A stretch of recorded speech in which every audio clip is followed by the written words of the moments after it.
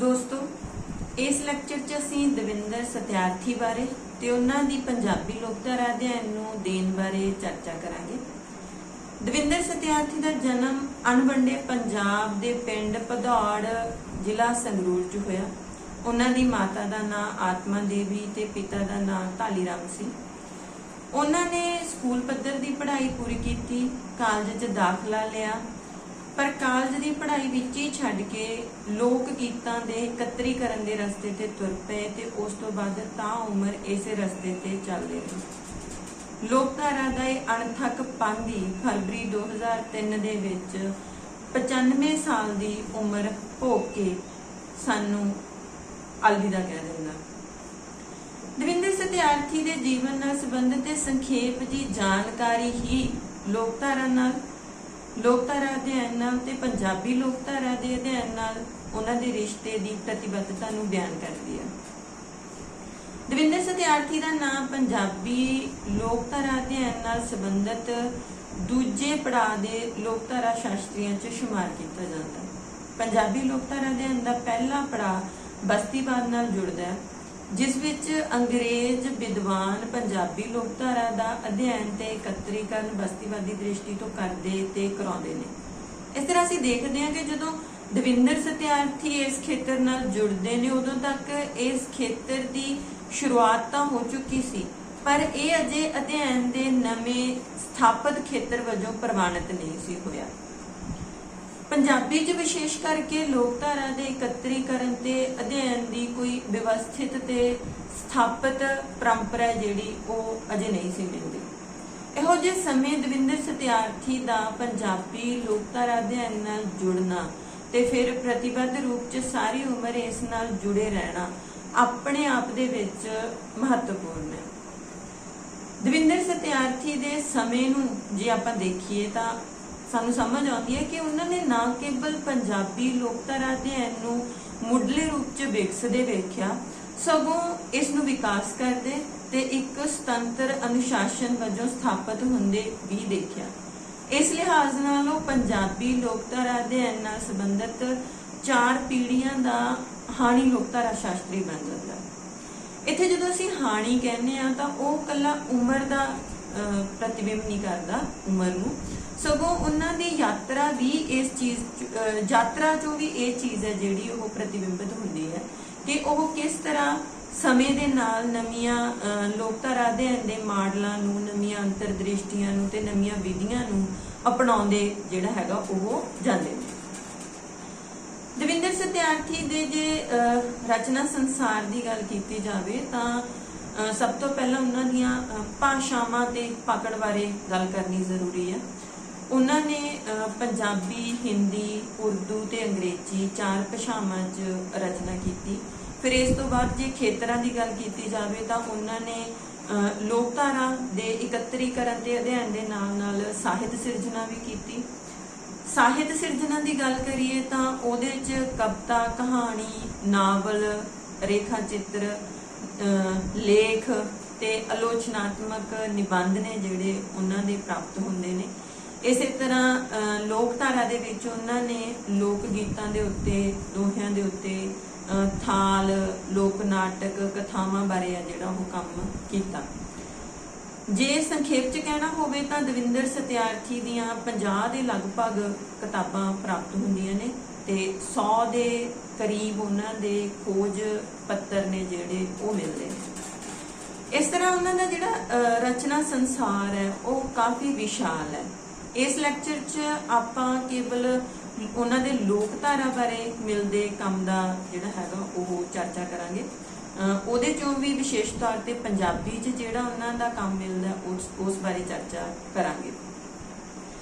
दविंदर सत्यार्थी दियां पंजाबी लोकधारा बारे मूल रूप च 4 मौलिक किताबां मिलदियां ने, जिन्हां चों 1936 च छपी उन्हां दी किताब गिद्धा महत्वपूर्ण है।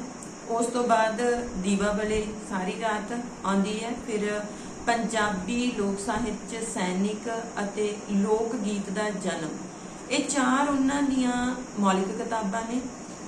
पंजाबी लोकधारा बारे उन्हां दी महेंद्र सिंह रंधावा नाल एक सह संपादित किताब पंजाबी लोक गीत भी प्राप्त हुंदी है।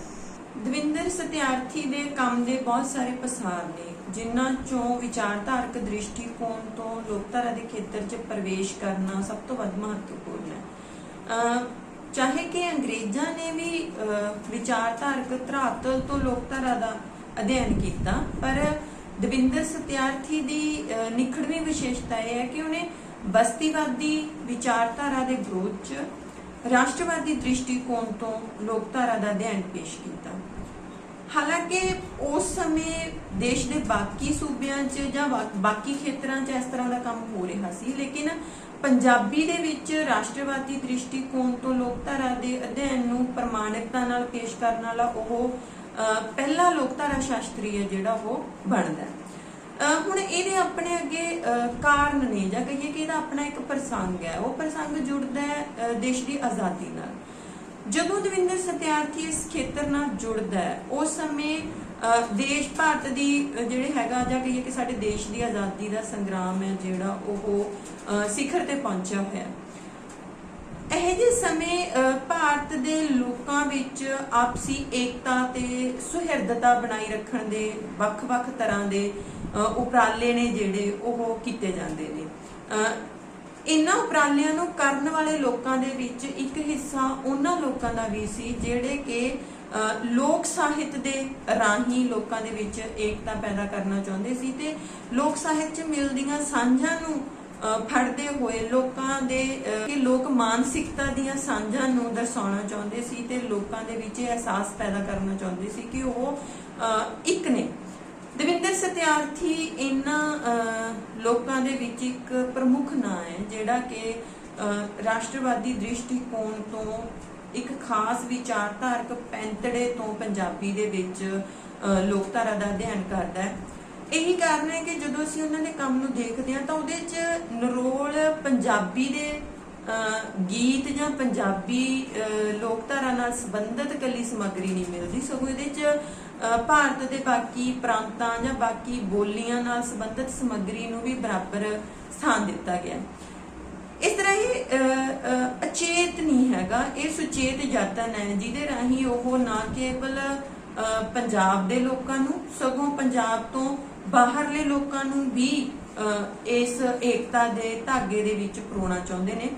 ਅਸੀਂ ਪਹਿਲਾਂ ਦੱਸਿਆ ਕਿ ਭਾਸ਼ਾਵਾਂ ਦੇ ਪੱਖ ਤੋਂ ਵੀ ਉਹਨਾਂ ਦਾ ਇਹੀ ਇੱਕ ਏਜੰਡਾ ਜਿਹੜਾ ਉਹ ਸਾਹਮਣੇ ਆਉਂਦਾ ਹੈ ਕਿ ਉਹ ਪੰਜਾਬੀ ਲੋਕਧਾਰਾ ਬਾਰੇ ਬਾਕੀ ਭਾਸ਼ਾਵਾਂ 'ਚ ਲਿਖਦੇ ਨੇ ਤੇ ਬਾਕੀ ਭਾਸ਼ਾਵਾਂ ਦੇ ਵਿੱਚ ਜਾਂ ਬਾਕੀ ਖੇਤਰਾਂ 'ਚ ਮਿਲਦੀ ਲੋਕਧਾਰਾ ਜਿਹੜੀ ਉਹਦੇ ਬਾਰੇ ਪੰਜਾਬੀ 'ਚ ਲਿਖਦੇ ਨੇ। ਪੰਜਾਬੀ ਦੀ ਸਮੱਗਰੀ ਹੋਰ ਭਾਸ਼ਾਵਾਂ ਰਾਹੀਂ ਦੂਜੇ ਲੋਕਾਂ ਕੋਲ ਲੈ ਕੇ ਜਾਂਦੇ ਨੇ ਤੇ ਦੂਸਰੇ ਪ੍ਰਾਂਤਾਂ ਦੀ ਸਮੱਗਰੀ ਪੰਜਾਬੀ 'ਚ ਲੈ ਕੇ ਆਉਂਦੇ ਨੇ। ਤਾਂ ਇਹ ਜਿਹੜਾ ਜਿਹਨੂੰ ਅਸੀਂ ਕਹੀਏ ਕਿ ਲੈਣ ਦੇਣ ਦਾ ਇੱਕ ਸਿਸਟਮ ਉਹਨਾਂ ਦੀ ਲੋਕਧਾਰਾ ਅਧਿਐਨ ਦੇ ਵਿੱਚ ਮਿਲਦਾ ਹੈ, ਇਹ ਉਹਨਾਂ ਦੇ ਕੰਮ ਦਾ ਇੱਕ ਮਹੱਤਵਪੂਰਨ ਪੱਖ ਹੈ ਜਿਹਨੂੰ ਡਾਕਟਰ ਨਾਰ ਸਿੰਘ ਤੇ ਡਾਕਟਰ ਗੁਰਬਚਨ ਕੌਰ ਨੇ ਜਿਹੜੇ ਉਹ ਬਾਖੂਬੀ ਛੋਂਦੇ ਨੇ ਇਸ ਪੱਖ ਨੂੰ ਕਿ ਦਵਿੰਦਰ ਸਤਿਆਰਥੀ ਦਾ ਲੋਕਧਾਰਾ ਇਕੱਤਰੀਕਰਨ ਮਹਿਜ਼ ਲੋਕਧਾਰਾਈ ਸਮੱਗਰੀ ਤੇ ਲੋਕ ਗੀਤਾਂ ਨੂੰ ਗੁੰਮਣ ਤੋਂ ਬਚਾਉਣਾ ਨਹੀਂ ਹੈਗਾ, ਸਗੋਂ ਉਹਨਾਂ ਦੇ ਕੰਮ ਦਾ ਇੱਕ ਵਡੇਰਾ ਮੰਤਵ ਹੈ ਜਾਂ ਉਹਨਾਂ ਦਾ ਇੱਕ ਵੱਡਾ ਉਦੇਸ਼ ਹੈ। ਉਹ ਉਦੇਸ਼ ਹੈ ਕਿ ਉਹ ਰਾਸ਼ਟਰੀ ਏਕਤਾ ਤੇ ਸੱਭਿਆਚਾਰਕ ਪੁਨਰ ਸੁਰਜੀਤੀ ਦਾ ਜਿਹੜਾ ਪ੍ਰੋਜੈਕਟ ਹੈ ਉਹਨੂੰ ਅੱਗੇ ਲੈ ਕੇ ਜਾਂਦੇ ਨੇ ਜਾਂ ਉਹਦੇ ਰਾਹੀਂ ਜਿਹੜਾ ਹੈਗਾ ਲੋਕਧਾਰਾ ਦੇ ਅਧਿਐਨ ਨੂੰ ਦੇਖਦੇ ਨੇ। ਇਸ ਪਹੁੰਚ ਦੀਆਂ ਆਪਣੀਆਂ ਦਿੱਕਤਾਂ ਵੀ ਨੇ, ਆਪਣੀਆਂ ਸਤਿਆਰਥੀ ਦੀਆਂ ਸੀਮਾਵਾਂ ਵੀ ਸਾਹਮਣੇ ਆਉਂਦੀਆਂ ਨੇ, ਜਿਹਦੇ 'ਚ ਸਭ ਤੋਂ ਵੱਡੀ ਜੇ ਇੱਕ ਉਦਾਹਰਨ ਦੇਣੀ ਹੋਵੇ ਉਹ ਹੈ ਕਿ ਉਹ ਇਹ ਕਰਦੇ ਹੋਏ ਜਿਹੜਾ ਖੇਤਰੀ ਸੱਭਿਆਚਾਰ ਹੈ ਉਹਨੂੰ ਭਾਰਤ ਦੇ ਉਪ ਸੱਭਿਆਚਾਰ ਤੇ ਜਿਹੜੀਆਂ ਖੇਤਰੀ ਬੋਲੀਆਂ ਨੇ ਉਹਨਾਂ ਨੂੰ ਭਾਰਤ ਦੀਆਂ ਉਪ ਬੋਲੀਆਂ ਕਹਿੰਦਾ ਹੈ।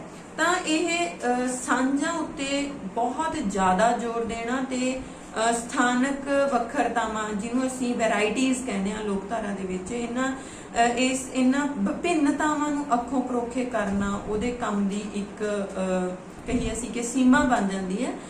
ਪਰ ਇਹ ਸੀਮਾ ਜਿਹੜੀ ਉਹਦੇ ਵਿਚਾਰਧਾਰਕ ਚੌਖਟੇ ਵਿੱਚੋਂ ਦੀ ਆਉਂਦੀ ਹੈ, ਇਹ ਉਹਦੀ ਸਿਧਾਂਤਕ ਸਮਝ ਦੀ ਸੀਮਾ ਜਿਹੜੀ ਹੈ ਉਹ ਨਹੀਂ ਹੈਗੀ। ਇਹ ਉਸ ਸਮੇਂ ਦੀਆਂ ਲੋੜਾਂ ਦੇ ਵਿੱਚੋਂ ਜਿਹੜਾ ਲੋਕਧਾਰਾ ਅਧਿਐਨ ਹੈ ਉਹ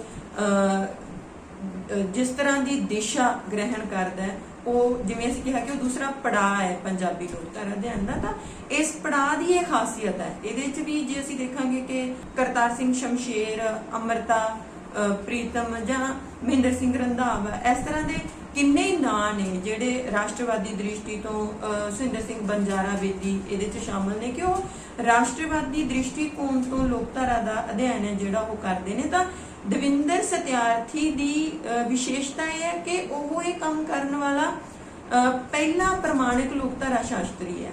ਇਸ ਤੋਂ ਬਾਅਦ ਇੱਕ ਲੰਮੀ ਚੌੜੀ ਫਹਿਰਿਸਤ ਹੈ ਜਿਹੜੀ ਪੰਜਾਬੀ ਦੇ ਵਿੱਚੋਂ ਮਿਲਦੀ ਹੈ ਜਿਨ੍ਹਾਂ ਨੇ ਰਾਸ਼ਟਰਵਾਦੀ ਦ੍ਰਿਸ਼ਟੀਕੋਣ ਤੋਂ ਕੰਮ ਕੀਤਾ।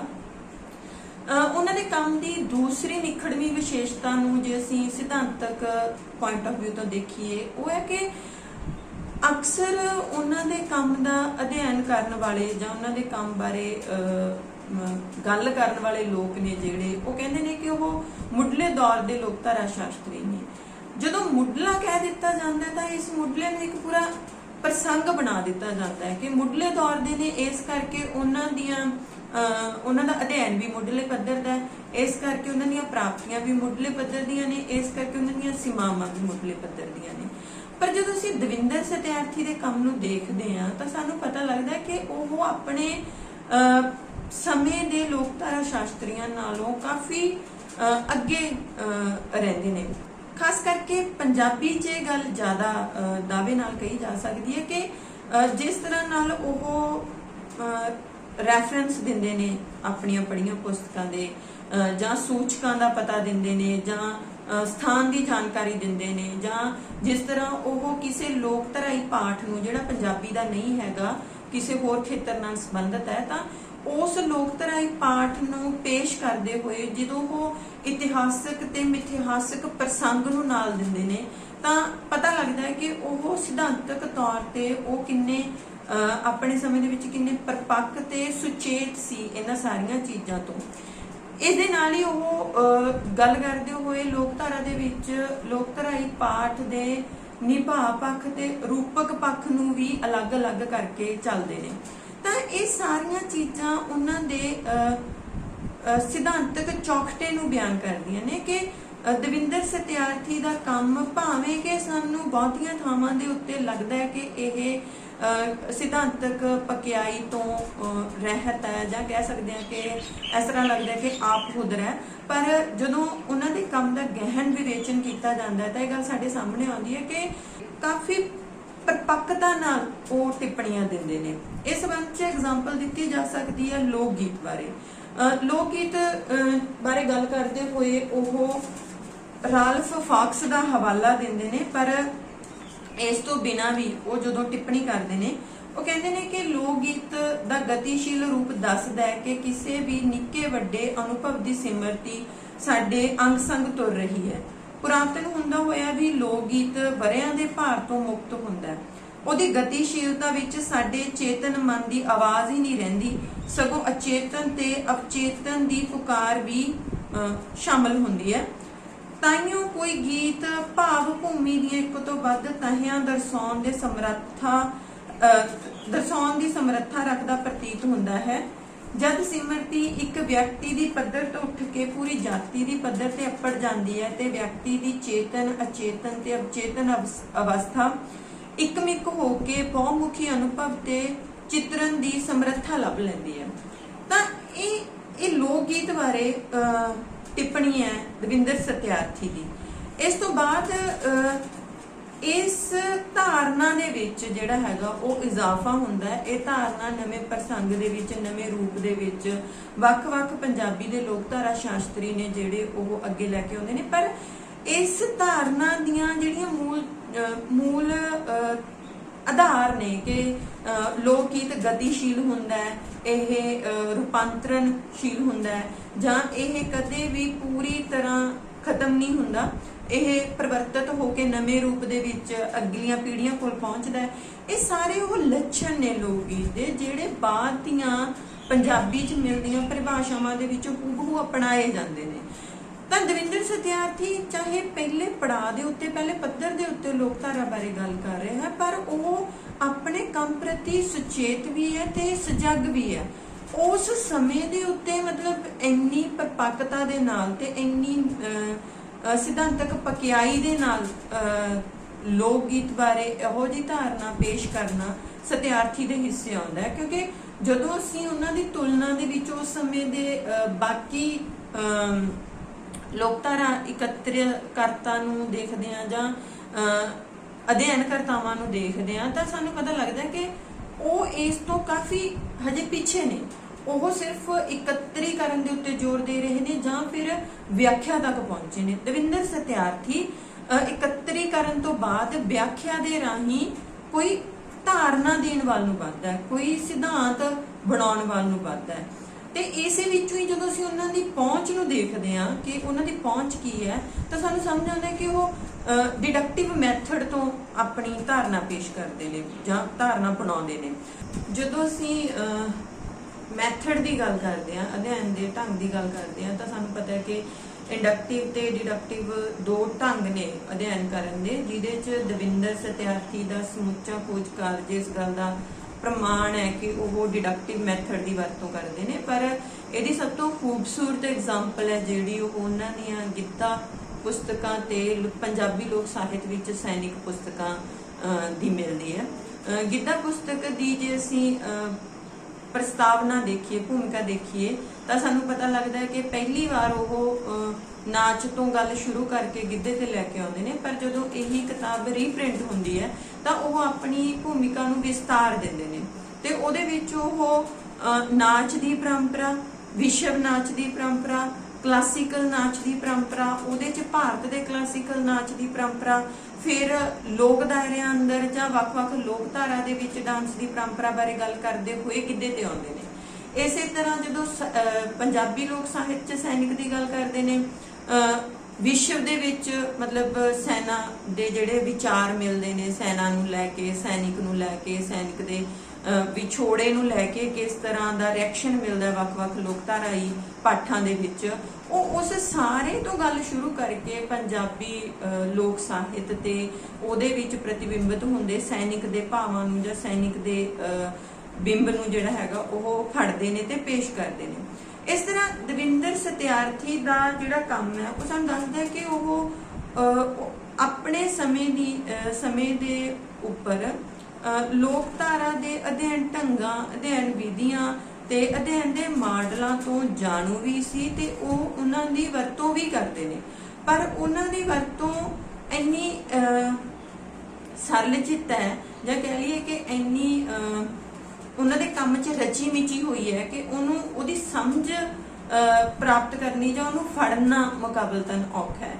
ਇਹ ਜਿਵੇਂ ਬਾਅਦ ਦੇ ਵਿੱਚ ਕਈ ਥਾਵਾਂ ਤੇ ਸਾਨੂੰ ਮਿਲਦਾ ਹੈ ਪੰਜਾਬੀ ਲੋਕਧਾਰਾ ਦੇ ਵਿੱਚ ਕਿ ਸਿਧਾਂਤ ਤੇ ਵਿਹਾਰ ਨੇ ਜਿਹੜੇ ਉਹ ਪੂਰੀ ਤਰ੍ਹਾਂ ਵੱਖਰੇ ਵੱਖਰੇ ਚੱਲਦੇ ਨੇ, ਸਗੋਂ ਇਹ ਇੱਕ ਕਮੀ ਬਣ ਜਾਂਦੀ ਹੈ ਇੱਕ ਸਮੇਂ ਤੋਂ ਬਾਅਦ ਕਿ ਸਿਧਾਂਤ ਕਿਤੇ ਹੋਰ ਗੱਲ ਕਰ ਰਿਹਾ ਹੈ ਤੇ ਵਿਹਾਰ ਦੇ ਵਿੱਚ ਉਹ ਚੀਜ਼ਾਂ ਨਹੀਂ ਆ ਰਹੀਆਂ।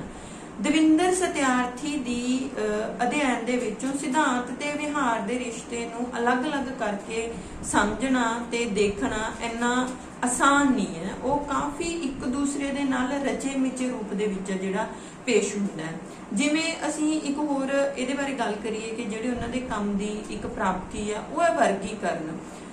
ਦਵਿੰਦਰ ਸਤਿਆਰਥੀ ਦਾ ਕੰਮ ਜਦੋਂ ਅਸੀਂ ਦੇਖਦੇ ਹਾਂ, ਉਹਨਾਂ ਦੀ ਪਹਿਲੀ ਪੁਸਤਕ ਗਿੱਧਾ ਹੀ ਜਦੋਂ ਆਉਂਦੀ ਹੈ ਤਾਂ ਉਹ ਕਾਫੀ ਨਵੀਆਂ ਸੰਭਾਵਨਾਵਾਂ ਤੇ ਦਿਸ਼ਾਵਾਂ ਪੰਜਾਬੀ ਲੋਕਧਾਰਾ ਅਧਿਐਨ ਨੂੰ ਦਿੰਦੀ ਹੈ। ਇਹ ਵੀ ਕਿਹਾ ਜਾਂਦਾ ਹੈ ਕਿ ਇਸ ਪੁਸਤਕ ਨਾਲ ਲੋਕਧਾਰਾ ਅਧਿਐਨ ਨਵੇਂ ਪੜਾਅ 'ਚ ਸ਼ਾਮਲ ਹੁੰਦਾ ਹੈ, ਜਿਹਨੂੰ ਅਸੀਂ ਦੂਜਾ ਪੜਾਅ ਪੰਜਾਬੀ ਲੋਕਧਾਰਾ ਅਧਿਐਨ ਦਾ ਕਹਿੰਦੇ ਹਾਂ। ਪਰ ਇਹ ਸਭ ਦੇ ਬਾਵਜੂਦ ਜੇ ਗੱਲ ਕਰਨੀ ਹੋਵੇ ਕਿ ਇਸ ਪੁਸਤਕ 'ਚ ਪਹਿਲੀ ਵਾਰ ਵਰਗੀਕਰਨ ਕੀਤਾ ਮਿਲਦਾ ਹੈ विषय के पक्ष तो ते रूप के पक्ष तो लोकधराई समग्री का। इस चीज़ नूं लैके अगे भी उन्हां दीआं सारियां रचनावां दे विच जां संपादन कार्यां दे विच सानूं इह समझ देखण नूं मिलदी है कि ओह वर्गीकरण नूं बहुत महत्ता दिंदे ने, जिहड़ी कि उन्हां दे समयां 'च एकत्रित होए बाकी संपादना दे कामां दे विच देखण नूं नहीं मिलदी। इस तो अगली एक गल उन्होंने काम बारे करने वाली है चोण की, कि वो अपनी समग्री की चोण किवें करते हैं। ਉਹਨਾਂ ਬਾਰੇ ਇੱਕ ਕਿਹਾ ਜਾਂਦਾ ਕਿ ਉਹ ਕਹਿੰਦੇ ਹੁੰਦੇ ਸੀ ਕਿ ਉਹਨਾਂ ਨੇ ਪੂਰੇ ਭਾਰਤ ਚੋਂ 3 ਲੱਖ ਦੇ ਕਰੀਬ ਜਿਹੜੇ ਲੋਕ ਗੀਤ ਨੇ ਉਹ ਇਕੱਤਰ ਕੀਤੇ ਨੇ। ਤਾਂ ਹੁਣ ਜੇ ਇਹਨੂੰ ਇੱਕ ਕਹਿ ਲਿਆ ਜਾਵੇ ਕਿ ਅਕਥਨੀ ਹੈ, ਤਾਂ ਜੇ ਬਹੁਤ ਘਟਾ ਕੇ ਵੀ ਦੇਖ ਲਿਆ ਜਾਵੇ 50,000 ਲੱਖ ਗੀਤ ਬਣਾ ਲਏ ਜਾਣ ਕਿ ਫਿਰ ਵੀ ਉਹਨਾਂ ਨੇ ਜਿਹੜੀ ਰਚਨਾ ਨੂੰ ਕਿਤਾਬਾਂ ਦੇ ਵਿੱਚ ਪੇਸ਼ ਕੀਤਾ, ਉਹਨਾਂ ਨੂੰ ਪੇਸ਼ ਕਰਨ ਦਾ ਆਧਾਰ ਕੀ ਹੈ। ਅਸੀਂ ਪਹਿਲਾਂ ਦੱਸਿਆ ਕਿ ਉਹਨਾਂ ਲਈ ਲੋਕਧਾਰਾ ਦਾ ਅਧਿਐਨ ਇੱਕ ਵਡੇਰੇ ਮਕਸਦ ਨਾਲ, ਵਿਚਾਰਧਾਰਕ ਉਦੇਸ਼ ਨਾਲ ਸੰਬੰਧਿਤ ਹੈ। ਤਾਂ ਉਹਨਾਂ ਦਾ ਇਕੱਤਰੀਕਰਨ ਤੇ ਇਕੱਤਰੀਕ੍ਰਿਤ ਹੋਈ ਸਮੱਗਰੀ ਦੀ ਪੇਸ਼ਕਾਰੀ ਹੈ ਜਿਹੜੀ, ਇਹਦੇ ਵਿੱਚ ਵੀ ਵਿਚਾਰਧਾਰਾ ਪੂਰੀ ਤਰ੍ਹਾਂ ਫੈਲੀ ਹੋਈ ਸਾਨੂੰ ਦਿਖਦੀ ਹੈ, ਸੰਚਾਰਿਤ ਹੁੰਦੀ ਦਿਖਦੀ ਹੈ ਕਿ ਉਹ ਕਿਸੇ ਵਿਸ਼ੇ ਨੂੰ ਲੈ ਕੇ ਸਮੱਗਰੀ ਦੀ ਚੋਣ ਕਰਦੇ ਨੇ। ਇੱਥੇ ਹੁਣ ਸਮਝਣ ਵਾਲੀ ਗੱਲ ਹੈ ਕਿ ਉਹ ਵਿਸ਼ੇ ਦੇ ਨਾਲ ਮਿਲਦੀ ਜੁਲਦੀ ਸਮੱਗਰੀ ਨੂੰ ਲੋਕਧਾਰਾ ਦੇ ਸੰਪਾਦਨਾ ਦੇ ਵੇਲੇ ਵਰਤਦੇ ਨੇ, ਪਰ ਨਾਲ ਹੀ ਉਹ ਆਪਣੇ ਵਿਚਾਰ ਨੂੰ ਜਿਹੜਾ ਹੈਗਾ ਉਹਦੇ ਤੇ ਹਾਵੀ ਨਹੀਂ ਹੋਣ ਦਿੰਦੇ।